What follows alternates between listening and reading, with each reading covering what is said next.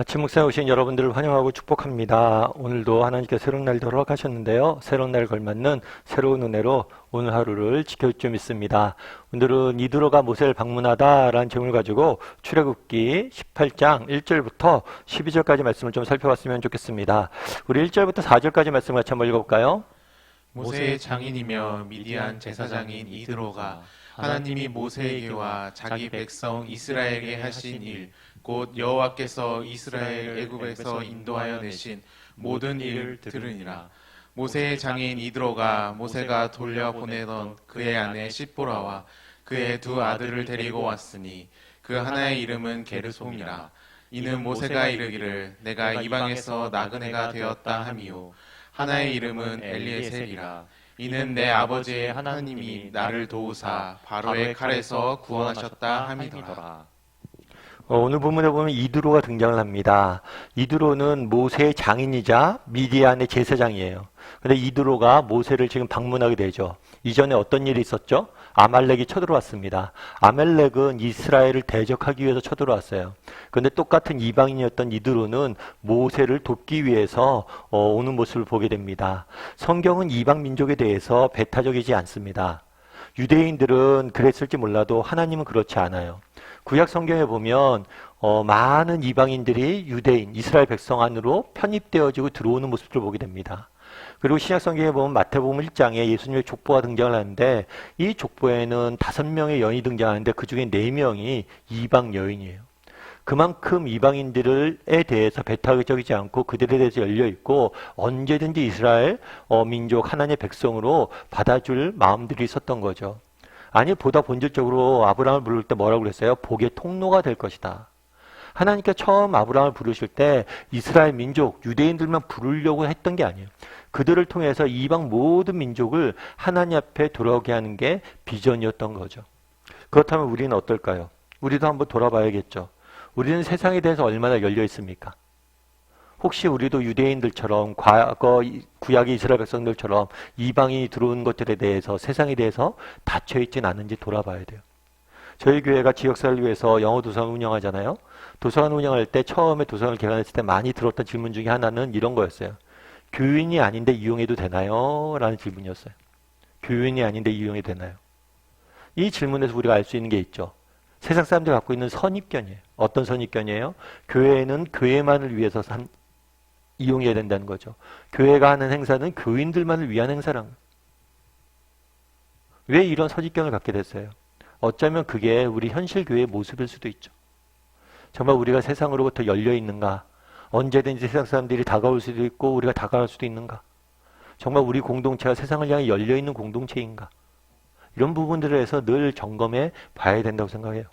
저는 그래서 교회는 공원과 같은 곳이 되면 좋겠다라는 생각이 있어요. 지역사회 공원이 있으면 어떻습니까? 누구나 오죠. 누구나 와서 편히 쉬고 또 거기서 누리고 그리고 돌아가죠. 교회가 그런 장소가 돼야 돼. 그런 곳이 돼야 돼. 편안히 와서 누리고 또 이곳에 와서 쉬고 영적으로 재충전을 받을 수 있는 그런 공간이 되어야 되겠죠. 그런데 오늘 본문에 보면 이드로가 모세에게 왔어요. 왔는데 어떻게 왔냐고 그러냐면 그의 아내 시보라와 두 아들을 데려왔다라고 되어 있어요. 모세가 돌려보냈던 이렇게 되어 있죠. 언제 모세가 시보라와 그의 아들들을 돌려보냈는지 우리는 알 수 없어요. 우리가 성경 읽으면서 알 수 있는 거 그거죠. 처음에 광야에서 있다가 미디안에 있다가 모세가 애굽으로 돌아갑니다. 애굽으로 돌아갈 때 가족이 함께 출발을 해요. 그런데 중간에 이 가족들 다시 돌려보냅니다. 언제 돌려보냈는지 알 수 없어요. 왜 돌려보냈는지 알 수 없어요. 아마 예상하기로는 어떻게 예상을 하냐면 모세가 이스라엘 백성들에게 가서 이스라엘 백성들 출애굽을 해야 되잖아요. 그 과정이 매우 힘들고 위험한 일이었기 때문에 가족을 돌려보냈다라고 보는 사람들도 있고 어떤 사람들은 이스라엘 백성들이 이방인들에 대해서 배타심이 컸잖아요. 그렇기 때문에 모세에 대해서 모세가 이방인 사람과 결혼했다는 것에 대해서 배타적인 마음들 가지고 있을 수 있었기 때문에 그랬다라고 보는 관점도 있습니다. 뭐가 정확한지는 알 수 없어요. 중요한 거 돌려보냈고 다시 장인이 데려왔다는 거죠. 그러면 우리가 여기서 한 가지 생각해 볼 게 있어요. 그건 뭐냐면 모세에게 있어서 가족은 어떤 의미였을까요? 가족이란 어떤 존재였을까요? 모세가 언제 십보라를 만났습니까? 애굽에서 쫓겨나서 광야로 쫓겨왔을 때, 광야에 갔을 때, 어쩌면 모세 입장에서는 그의 인생의 가장 낮은, 가장 비천한, 어쩌면 그의 인생이 완전히 실패한 그때 절망의 끝자락에서 누굴 만난 거예요? 십보라를 만난 거예요. 뿐만 아니라 십보라와 그 아들, 두 아들. 저는 그렇게 생각을 해요. 모세가 40년 동안 애굽에 있었잖아요. 그리고 40년 동안 광야에 있었잖아요. 이 40년 동안 광야에 있을 때 버틸 수 있는 힘이 어디에 있었을까? 바로 이 가족에게 있었던 거예요. 어쩌면 그 당시 모세는 완전히 실패한 인생입니다. 아무런 소망이 없는 인생이에요. 그런 소망 없는 인생이 가족을 가져서 뭘 하고 내가 뭘 가족을 책임질 그런 자격도 없어 난 이렇게 생각할 수도 있어요. 모든 것이 없는 상황이었는데 완전히 실패한 인생이었는데 그 상황 속에서 가족이 있었고 그 가족이 모세를 지켜줬던 힘이 되었던 것 같아요. 그래서 어떤 사람은 그렇게 이야기합니다. 가정은 새의 날개와 같다. 여러분 새의 날개 아시죠? 정말 새의 체중 중에 가장 많은 체중을 차지하는 게 날개라고 그러더라고요. 그리고 그 크기가 가장 크죠. 새의 몸 중에서. 그런데 새가 그런 생각을 할 수 있어요. 아, 왜 내가 이렇게 불편하게 큰 무겁고 큰 날개를 붙이고 다니지? 이 날개 없었으면 좋겠다. 이렇게 생각한다고 가정해 봅시오. 그게 얼마나 어리석은 생각이에요. 왜요? 물론 새의 날개가 거창스러울 수 있죠. 걸어 다닐 때. 그런데 새가 그 날개가 있기 때문에 뭘 하는 거예요? 하늘을 나는 거예요. 가정도 마찬가지란 거예요. 여러분 가정을 사랑하는 거, 누군가를 사랑하고 섬기는 거 쉽습니까? 안 쉬워요. 세상에 쉬운 사랑은 없어요. 정말 뭘 하나, 단 하나, 아주 사소한 것도 사랑해도 정말 애완동물 하나를 사랑해도 그 사랑에는 고통이 따르게 돼 있어요. 수고가 따르게 돼 있는 거예요. 물론 가정을 섬기는 게 사랑하고 섬기는 게 쉽진 않습니다.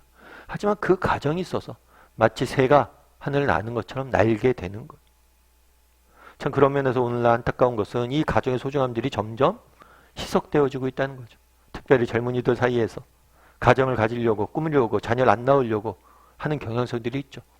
물론 그들의 마음도 이해가 됩니다.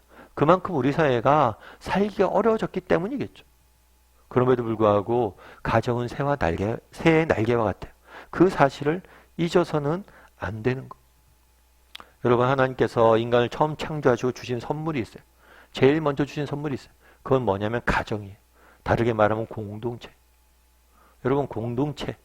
정말 가정과 우리가 교회 공동체도 있고 정말 교회 공동체 만난 믿음의 식구들도 있고 이런 공동체를 하나님께서 허락하셨어요. 이 공동체야말로 하나님이 주신 가장 중요한 우리에게 축복이자 선물. 근데 점점 안타까운 것은 이 공동체의 가치를 점점 중요시 여기지 않는다는 거겠죠. 여러분 생명의 전화를 아실 거예요. 이 생명의 전화는 호주에서 시작된 것인데요. 사람들이 자살을 많이 하는 곳 있죠. 그런 곳에다 생명의 전화를 설치해놨어요. 그래서 여러분들이 자살하기 전에 죽기 전에 전화 한 통화 해보라는 거죠. 사실 죽기로 결심한 사람이 전화 한 통화에서 알지도 못하는 사람과 전화한다고 해서 그 마음이 바뀌겠습니까? 이 생명의 전화는 딱 전화를 걸면 상담사가 받아요. 생각해보면 죽기로 결심했던 사람이 알지도 못하는 사람한테 몇 마디 한다고 죽을 결심을 바꿀 것 같냐는 거죠. 어리석어 보이죠? 누가 바꿔? 이런 생각이 들 수 있죠. 그런데 실제로 전화통화, 생명의 전화를 들어서 전화통화 한 사람, 그런 사람의 83%는 자살을 하지 않았대요. 왜 그럴까? 정말 내가 모르는 사람이라 할지라도 나에 대해서 진심으로 걱정하고 위로하고 그런 위로하는 말 한마디 그것에 힘을 얻어서 사는 거. 결국 우리 인생이 왜 넘어집니까? 정말 우리 인생이 왜 좌절합니까? 왜 우리 인생에 소망이 없어 보입니까? 내 옆에 있어줄 한 사람이 없기 때문, 공동체가 없기 때문. 바라기는 정말 우리 다음의 식구들 가정이 정말 모세의 가정이 되었으면 좋겠어요. 정말 모세의 큰 버팀목이 되었던 그 가정이 되었으면 좋겠고, 또 우리가 섬기는 공동체가, 또 내가 교회에서 만나는 우리 다락방 식구들, 또 교회에서 만나는 믿음의 교제를 나누는 그 교제권이 우리에게 정말 생명의 끈이 되었으면 좋겠어요. 그래서 이 험한 세상을 살아가는 이 인생길에서 큰 버팀목이 되었으면 좋겠어요. 이를 위해서 무엇을 해야 됩니까? 우리가 이 공동체를 소중히 여길 수 있어야 돼요. 그래서 오늘 하루 정말 공동체를 소중히 여기고 사람을 소중히 여기고 공동체를 사람들을 세워가기 위해서 노력할 줄 아는 따뜻하게 옆 사람에게 커피 한 잔 대접할 줄 아는 오늘 하루가 되기를 주님의 이름으로 소원합니다. 우리 함께 기도했으면 좋겠는데요. 기도하실 때 오늘 말씀 기억하면서 함께 기도했으면 좋겠습니다. 그날에 정말 모세의 장인 이드로가 가족들을 데리고 모세에게 왔다라고 이야기합니다. 정말 모세의 가족은 어떤 의미였을까요? 그 힘든 광야 생활을 버틸 수 있는 정말 버팀목이 되어줬어요. 그만큼 공동체는 중요합니다. 정말 나와 함께할 한 사람이 있다면 우리는 넘어지지 않을 거예요. 그래서 이 공동체를 소중히 여길 줄 알고 공동체를 날마다 소중히 여기고 갖고 갈 줄 아는 사람이 되게 해달라고 기도했으면 좋겠습니다. 오늘 우리가 만난 한 사람 한 사람을 소중히 여기고 가치 있게 여기고 그들에게 따뜻한 말 한마디 해줄 줄 아는 사람이 되게 해달라고 오늘 말씀 기억하면서 함께 기도하도록 하겠습니다. 같이 기도하시겠습니다.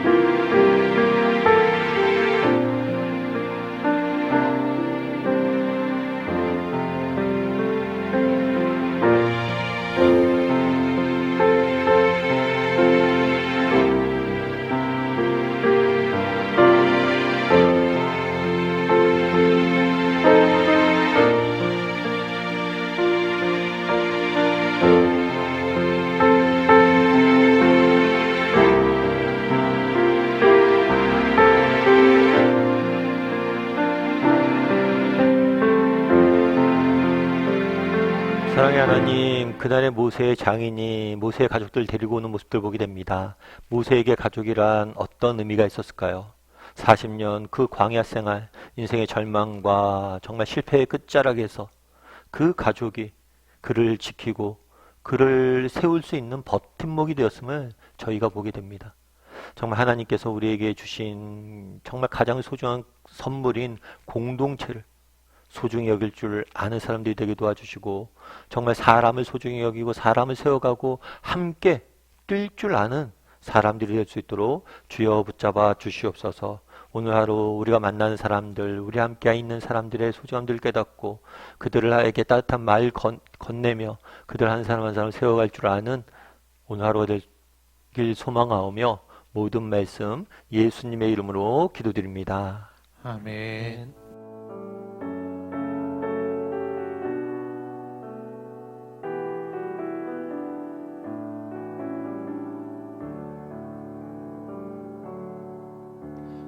지금까지 지내온 것은 주의 은혜라